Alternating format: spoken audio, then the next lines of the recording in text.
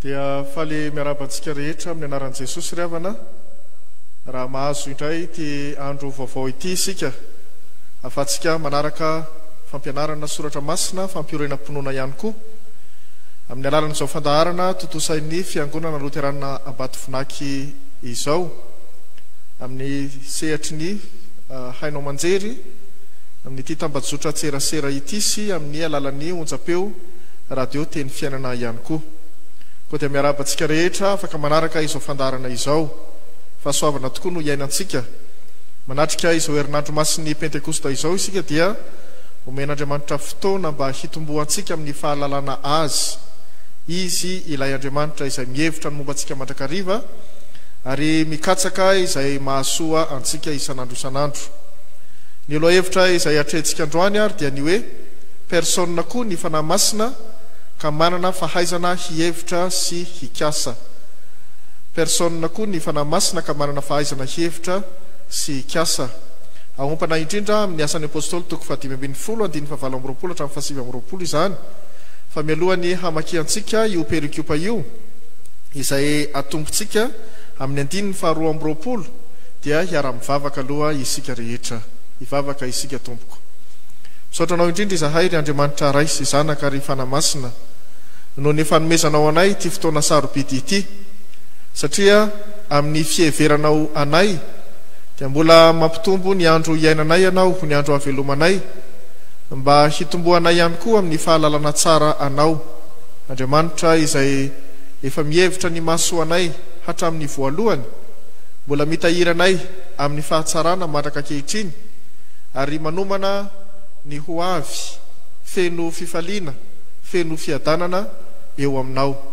Misaotranao indrindra izahay noho izany fiasanao sy ny tsy fahaizanao mangina izany, fa miteny aminay amin'ny fomba maro samihafa, ka na dia ao anatin'ny fotoatsarotra aza ny fiangonanao, ao anatin'ny fotoatsarotra izahay rehetra eto amin'ity tany ity, dia mbola miasa hatrany tokoa ianao ka manome anay izao fahafahana mandray ny teninao izao. Dia mangataka anao ary izahay fanahy masina mba hiasa ao anatinay ianao, hanokatra ny fonay ianao, hanokatra ny vavahady-tsainay ianao, mba aizanay mandray tsara ny fampianarana izay atolotra ao anay ankehitriny, ary ifalianay indrindra amin'ny fahafantarana anao ilay mihevitra sy mikarakara anay, ary miantoka ny mahasoa anay tsy ny amin'izao hita maso izao ihany, fa ny mandrak'izainay indrindra ihany koa. Apetraka feno am-pelantananao ary ity fotoana ity, tario izahay mba hanana fifantohana tokoa amin'ny fiainona ny havatrao amin'ny alalan'izao teninao izao. Amin'ny anaranao Jesosy no anandratanay izany vavaka izany. Amen. Andeha ry havanao vakitsika ny perikiopa izay anompanana ny fanazavana izao lohahevitra izao. Dia ny asan'ny apôstôly toko 10:20 vakitsika manomboka eo amin'ny 2:20 izany hatramin'ny 7:20. Amin'ny anaran'i Jesosy no makitsika izany teny izany. Ary sitraky ny apôstôly sy ny loha-olona mba amin'ny fiangonana rehetra ny hifidy olona amin'ny namany mba irahina hiaraka amin'ny Paoly sy Barnabasy hakany Antiokia, dia Joda izay atao hoe Barnabasy sy Silasy izay lehilahy samy tsara laza eo amin'ny rahalahy. Ary nanoratra taratasy izy ho entin'ireo dia izao: ny apôstôly sy ny rahalahy loha-olona miarahaba ny rahalahy avy amin'ny jentilisa izay any Antiokia sy Siria ary Kilikia, satria efa renay fa ny sasany izay avy tany aminay efa nanao teny nampitabatabanaareo ka namadika ny sainareo, kanefa tsy nasaina nanao izany izy. Dia sitrakay rehefa ny fanarakevitra ny hifidy olona hirahina hankaty aminareo hiaraka amin'ny Barnabasy sy Paoly malalanay, lehilahy izay nanao ny ainy tsy ho zavatra ho voninahitry ny anaran'i Jesosy Kristy tompontsika. Dia nirahinay Joda sy Silasy, sady hilaza vava izany teny izany koa izy. Fa sitraky ny fanahy masina sy izahay tsy ampitondra eta mavesatra anareo afa-tsy izao zavatra tsy maintsy ho tandremana izao ihany, dia ny hifadinareo ny hena aterina amin'ny sampy sy ny ra sy ny zavatra kendaina ary ny fitsangajangana. Raha mahatandro tena hifady izany ianareo dia ho soa. Veloma ianareo. Amen. Persona koa ny fanahy masina ka manana fahaizana hihevitra sy hikasa. Ny fanekempinoantsika iombonana amin'ny fiangonana kristianina rehetra maneran-tany dia mamaritra mazava fa ny Andriamanitra itokiantsika sy anorenantsika finoana dia Andriamanitra telo izay iray. Nandritra izao herinandro masina izao, efa nanomboantsika nianatra ny pneumatolojia na ny momba ny fanamasina, dia inoana fa efa masaka amintsika ny famaritana ankapobeny ny maha Andriamanitra ny fanamasina sy ny fiombonany ao amin'ny Trinité. Tsy voambolana hitantsika mivantana amin'ny soratra masina akory ny hoe Trinité, fa fanehoana ny finoantsika miainga avy amin'ny fahazavan'ny tenin'Andriamanitra izany. Hanamelohan'ny antokom-pinoana hafa antsika ny fitanana io finoana n'Andriamanitra telo izay iray io, ilazan'izy ireo fa isika no tena manana Andriamanitra maro na polyteista. Raha lazaina fa Andriamanitra ny iray, Andriamanitra ny zanaka ary Andriamanitra ny fanamasina, inona no tsy maha-Andriamanitra telo an'izany? Raha kristianina koa no mihevitra toy izany, dia andeha asaina manamafy ny fianarany soratra masina izy, fa tsy tanosaina amin'ny kajy aritmetika ny isan'Andriamanitra. Tsy misy afa-tsy isa iray ao amin'Andriamanitra. Mila mitandrina isika rehefa mihevitra ity fanononana ny Trinité ity. Tsy sarahana hoe Andriamanitra telo fa iray, fa raha izany dia tena manome ny isa mahatelo ny Andriamanitra. Fa izao ny fanononantsika azy, Andriamanitra telo izay iray.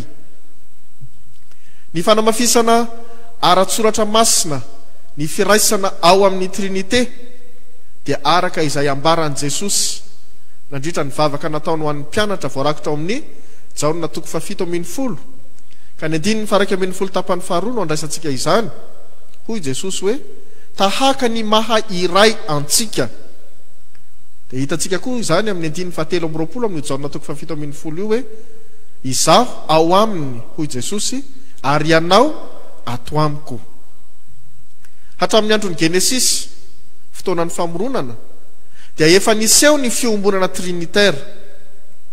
Inona fa efa nianarantsika hatramin'ny voalohan'izao herinandro masina izao zany, satria fototra amin'ny fampianarana momba ny pneumatolojia ny fahafantarana fa tsy tranga vaovao niseho tamin'ny vanim-potoana taty aoriana ny asan'ny fanamasina. Na dia tsy voambolana fampiasan'ny testamenta taloha loatra aza ny teny mivantana hoe fanamasina, dia efa tao hatramin'ny voalohany ny fanamasina, ary ny asa na dia tamin'ny tontolon'ny testamenta taloha aza. Nanamarika ny fahafahan'ny olom-boafidin'Andriamanitra hanao ny asany ny fanomezan'Andriamanitra ny fanahiny. Isan'ny miverina matetika ao amin'ny testamenta taloha ity anarana hoe fanahan'Andriamanitra ity na fanahin'i Jehova. Manondro ny fanahy masina indrindra izany, nomena ireo olom-boafidy hanao ny fitariana ny vahoaka Israely toy ny mpanjaka, ny mpitsara ary ny mpaminany.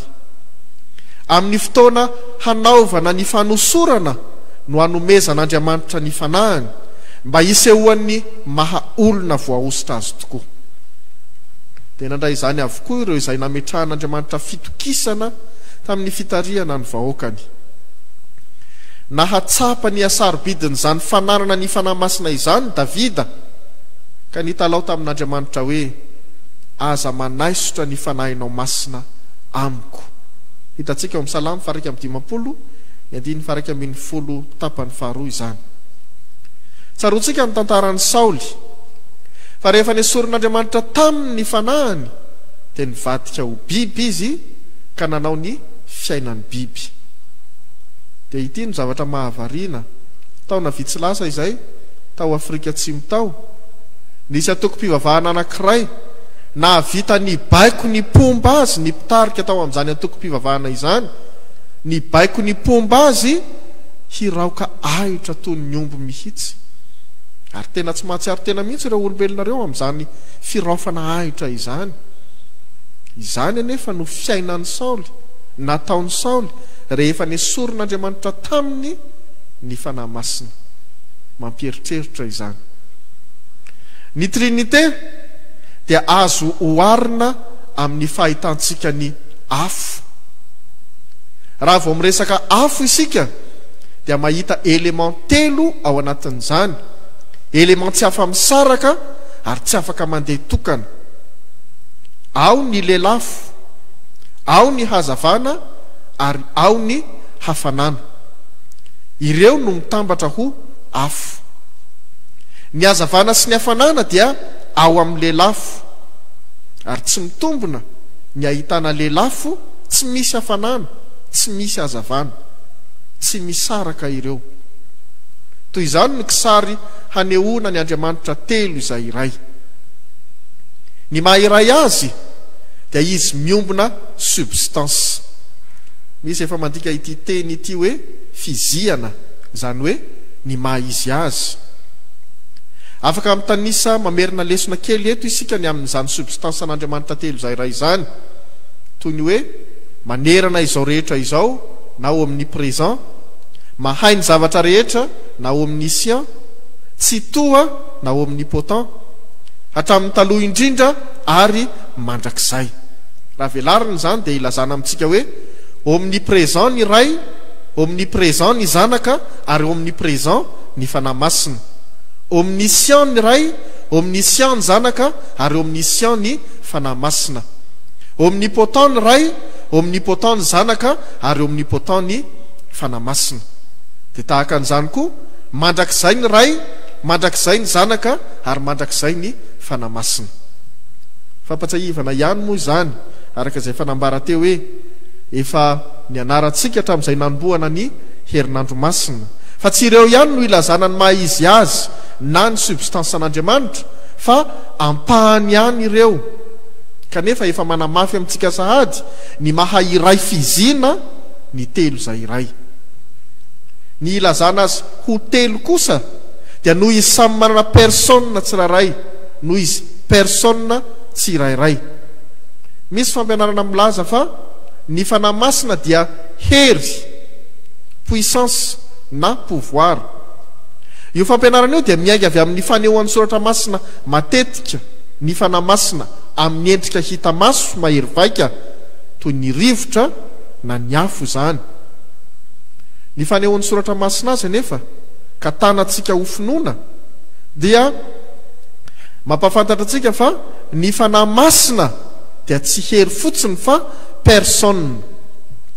Toy ny namaritana ny substance iraisan'ny telo izay iray teo dia manana ny singa maritana azy koa ny maha personne azy. Ity voambolana teolojika ity dia tsy hay adika ary tsy azo adika raha teo, fa na teny anglisy io, na teny frantsay, na teny malagasy dia samy personne avokoa no ilazana azy. Raha vao miezaka mandika an'io voambolana io mantsika dia tonga amin'ny fiheverana azy ho tahaka ny olona mitafinofo sy rà. Ireto ireo singa manamarina ny maha personne. Mahalala ny tenany izy, self awareness. Marina fahafahana hisafidy, choice. Marina fahafahana hihevitra sy hisaina, can reason. Marana fitiavana, love. Ary marana fanirina sy fahatsiarovantena, will and consciousness.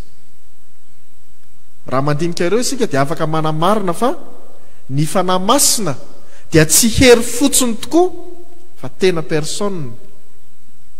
Personne ohatra ny olombelona, misy eo aminy ireo singa rehetra ireo. Personne koa ny anjely satria ananany koa ireo singa ireo. Dia personne koa ny fanahy masina tahaka ny maha personne ny ray sy ny zanaka. Mahazatra antsika ny manaiky ny ray sy ny zanaka ho tena manana ireo singa maha personne ireo tokoa, satria matetika isika dia ny ray na ny zanaka no mahavantana antsika tononona amin'ny vavaka, fa ny fanahy masina dia somary manaviany maro ihany ny miantso azy mivantana. Misy aza moa kristianina zao milaza mihitsy fa tsy afaka hivavahana ny fanahy masina satria tsy tandrify zany. fa amin'izao pentekosta izao dia anterina ny fampianarana antsika fa tena Andriamanitra miombona ao amin'ny trinité ny fanahy masina, mitovy lenta amin'ny Ray sy ny Zanaka amin'ny maha-Andriamanitra feno azy ny fanahy masina. Izay no ilazana ny Andriamanitsika ho Andriamanitra iray substance fa misy personne telo, dia io le fehezina hoe trinité. Manana fahafahana hihevitra sy hikasa ary ny fanahy masina. Ny hoe mihevitra dia azo adika hoe mandinika, misaina lalina. Rehefa miverina amin'ny tantaran'ny famoronana isika, araka izay nilazaina tery am-piandohana, dia mahatsiaro fa tamin'ny namoronana ny olombelona dia nisy komity nataon'Andriamanitra tao. Ny filazana hoe andeha isika no ahafantarantsika izany fisian'ny komity izany. Ary raha miteny hoe komity isika dia misy fandinihan-draharaha ao izay, misy fieverana ao izay. Ny isika ampiasaina eto dia tsy ilazan'Andriamanitra maro akory fa ireo personne telo ao amin'Andriamanitra tokana. Ny mpahay teolojia dia milaza azy hoe pluriel de majesté. Tao anatin'io komity io araka izany ny fanahy masina, akoatra izay efa nahateo azy hatramin'ny voalohany. Ny fanomezan'Andriamanitra ny fanahiny ho an'ireo mpitarika sy mpanapaka ny vahoaka Israely dia anehoana indrindra fa manana fahafahana ambony mihoatra noho ny olombelona ny fanahin'Andriamanitra, ka mba hizoran'ny fitarihana ny vahoakany ho araka ny sitrapon'Andriamanitra dia ny fanahiny mihitsy no napetrany ao amin'ny mpitarika. Amin'izay dia ny tolotsaina avy amin'ny fanahin'Andriamanitra no hanatanterahany voafidin'Andriamanitra ny asany. Mbola hamafisin'i Jesosy izany fahafahan'ny fanahy masina manolotsaina izany rehefa nampanantena ny hanomezana ny fanahy masina ireo mpianatra izy, ka nilaza fa omena anareo ny mpananatra. Ny anarana hoe parakleto, teny grika ilazana ny fanahy masina, dia tsy midika ho mpanolotsaina na conseiller fotsiny, tsy mijanona ho mpisolo vava na avoka fotsiny, fa ny lalina indrindra dia ilay antsoina hoe plaidoyer. Izany hoe miady mafy mba hampiaina izay efa tokony ho an'ny olon'Andriamanitra ny efa azy rahateo kanefa tsy avela ho azy. Asan'ny fanahy masina izany, plaidoyer izany, miady mafy mba hampiaina izay efa tokony ho an'ny olon'Andriamanitra ny efa azy rahateo kanefa tsy avela ho azy. Advocacy hoy ny teny anglisy milaza azy. Tena asa sarobidy io satria miaro ny voan'ny tsindry azo lena, manandratra ny ambany, mamelona hery lehibe ao anatin'izay kivy. Izany no asan'ny fanahy masina, ka iantsona azy ho advocate, parakleto. Ny tenin'i Jesosy nampaherin'ny mpianatra, hitantsika ao amin'ny Luka 2:12 sy 2:12 no milaza mivantana izany plaidoyer ataon'ny fanahy masina ho an'ny olona izany. Izao no lazain'i Jesosy ao amin'ny eo andiny soratra masina io: raha mitondra anareo ho amin'ny sinagoga sy ny mpanapaka ary ny manam-pahefana izy, dia aza manahy izay avalinareo na izay ho lazainareo, fa ny fanahy masina no hampianatra anareo amin'izany ora izany izay mety ho lazainareo. Izany koa no ilazan'i Jesosy araka ny voasoratra ao amin'ny asan'ny apôstôly 1:9 hoe fa hahazo hery ianareo amin'ny ilatsahan'ny fanahy masina aminareo. Tsy hoe asany fotsiny io amin'izany, fa tena mahaizy azy ny fanahy masina mihitsy. Hamaritana indrindra fa manana fahafahana hihevitra ny fanahy masina, matoa afaka miaro, afaka miady ho an'ny olona toy izany. Ny fanaovana izany asa izany dia tsy mandeha ho azy routine, fa ao ilay fahafahana mihevitra. Izany hoe mandinika ny ahatanterahany izay kendrena hanatanteraka ny famonjenan'ny olona. Rehefa mihira ny hira larana fa 5:7 isika dia manonona ny hoe tsy manaonao foana fatary kapiteny, tsy manahy satria nahoana ao ny saina izay nomeny. Ny fantatsika mahazatra dia ny hoe Jesosy no kapiteny, izay mihitsy tokoa ny fizotry ny fiainana kristianina. Fa tsarovy mandrakariva ry havana fa ny fiombonan'Andriamanitra telo izay iray, fa amin'ny fiombonan'Andriamanitra telo izay iray, Jesosy ilay tonga nofo dia tanteraka eo amin'ny fiainantsika, tsy tahaka izay niainan'ireo mpianatra niara-niosina tamin'ny fahizay, fa tanteraka tamin'ny nanomezana antsika ny fanahy masina teo amin'ny batisa. Ny fanahy masina ao anatitsika no fahatanterahan'ny anaran'i Jesosy hoe Immanuela, izany hoe amintsika Andriamanitra. Io fananantsika ny fanahy masina ao anatitsika io koa no fahatanterahan'ny tenin'i Jesosy hoe indro aho momba nareo mandrakariva. Koa ny fiasan'i Jesosy amin'ny mahakapiteny azy zany dia tanteraka eo amin'ny fiainantsika amin'ny fanoloran-tsaina ataon'ny fanahy masina izay efa ao anatitsika raha teo. Ny Joela 7 perikupa izay ovakitsika amin'ny andron'ny Pentekosta dia ilazan'Andriamanitra ny fanomezany ny fanahiny ho an'ny nofo rehetra. Amin'izany dia tarihiny fanan'Andriamanitra haminany ny olona ametrahany ny fanahiny. Ity faminaniana ity dia tsy amin'ny fahafantarantsika ankapobeny hoe hilaza zavatra ho avy, fa ny faminaniana dia ny filazana ny sitrapon'Andriamanitra. Ny fanahy masina no mampiteny ny olona hanambara ny sitrapon'Andriamanitra.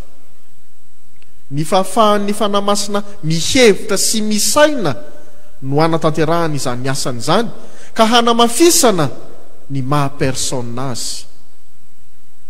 Ny apôstôly koa dia mampianatra antsika fa tsy mahay manonona ny vavaka isika raha tsy tarihiny ny fanahy masina.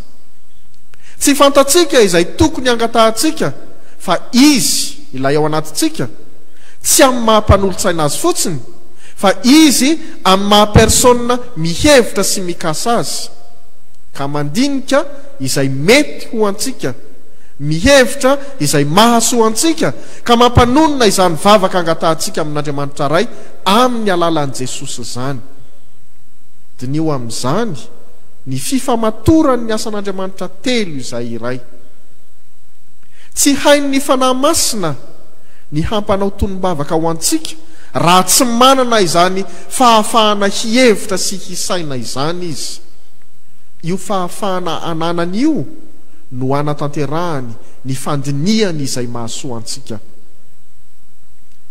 Ny amin'ny firesahan'ny Paoly ny momba ny fanomezam-pahasoavana hitatsika ao amin'ny Korintianina 1:12 no amantarantsika ihany koa ny fahamarinany ny mahapersona ny fanahy masina, mihevitra sy mikasa hanatanteraka ny fahatsarana eo amin'ny fiainantsika. Ao amin'ny 7 amin'ny Korintianina 1:12 io no ilazan'ny Paoly fa tsy misy olona hahavita hanaiky fa Jesosy no tompo raha tsy ny fanahy masina no mampiteny azy. Amin'izany fampaneken'ny fanahy masina ny olona iray an Jesosy ho tompo izany dia mitarika ny olona ho amin'ny mpamonjy izy, mitondra ny olona ho eo amin'ny loharano ny famonjeny izy. Ny hevitra zany dia tsy inona fa ny fikasana hanao ny tsara ho an'ny olona, ary tsy inona izany tsara izany fa ny fanolorana an Jesosy. Ny fitondran'ny olona ho eo am Jesosy dia fikendrena hanome fiainana ho azy.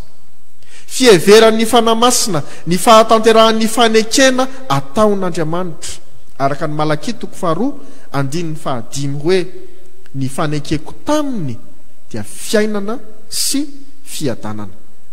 Amin'izany indrindra no hitohizany ny asan'ny fanahy masina mihevitra sy mikasa io fiadanana io, ka ananantsika ny perikupa izay novakina tamintsika teo. Ny fanahy masina mikendry izay ahatanteraka trano ny fiadanana eo amin'ny olona no lazain'ny apôstôly eto hoe sitraky ny fanahy masina sy izahay tsy ampitondra eta mavesatra anareo. Raha manomboka mamaky amin'ny 1:5 amin'ny asan'ny apôstôly perikiopantsika ity isika dia mahita fa adievitra be teo amin'ny fiangonana ny momba ny handraisana ireo jentilisa izay tonga kristianina tamin'izany. Ahoana ny momba ny famorana izay tsy fanao jentilisa kanefa tena fanao jiosy izay nipiora ny filazantsara.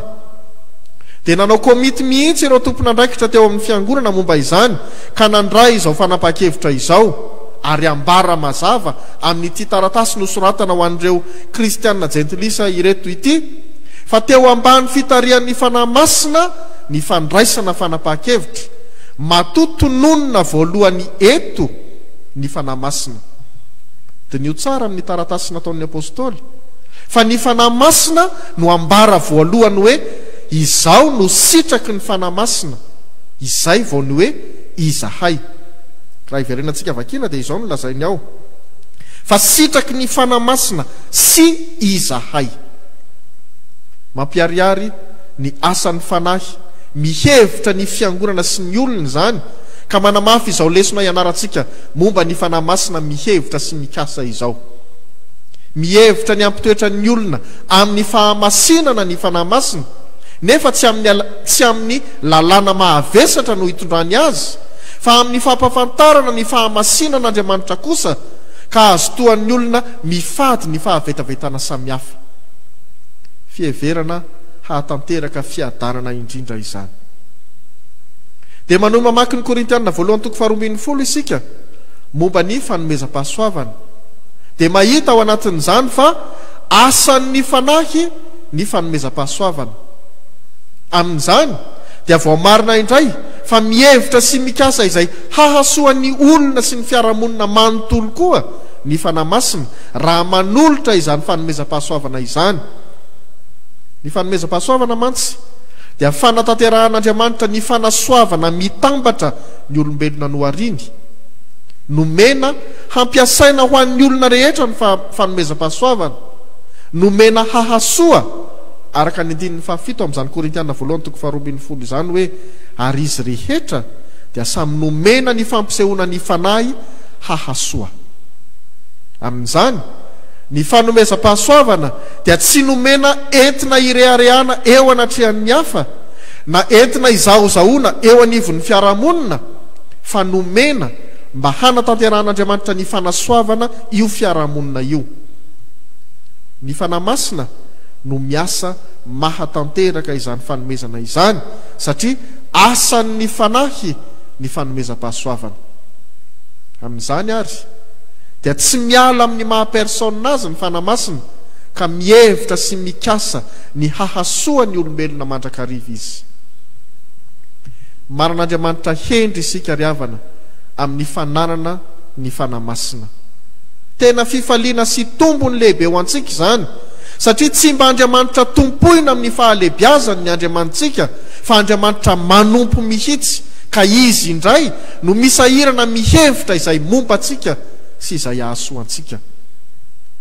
Ny mahampanolo-tsaina ny fanahy masina, ny mahampanao haitaky na plaidoyer azy ka hiadivany izay efa manandrify antsika rahateo amin'ny maha olom-bo avonjy antsika dia ampisehoany izany maha persona indépendante azy zany ka hieverany sy hisainany handiniany ny momba antsika ka noho ny maha persona azy dia tanteraka ao amin'ny fiadanana isika.